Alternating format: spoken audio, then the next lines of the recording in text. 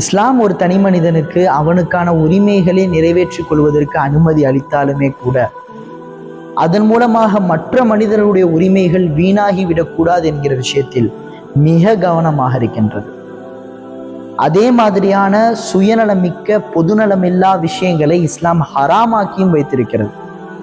உதாரணமாக நாம் கூற வேண்டும் என்றால், லஞ்சம் வாங்கிறது, வட்டியில் ஈடுபடுவது, மோசடி செய்கிறது, கொள்ளையடிக்கிறது, திருடுறது, லாட்டரியில் ஈடுபடுவது, சூதாட்டம் ஆடுவது, இது எல்லாத்தையும் குறித்து நாம் ஆய்வு செய்து பார்த்தால் ஒரு தனி மனிதனுக்கு அது நன்மையை தான் செய்திருக்கும். ஒரு தனி மனிதன் அதன் மூலமாக ஏகப்பட்ட லாபத்தை பெறுவான்.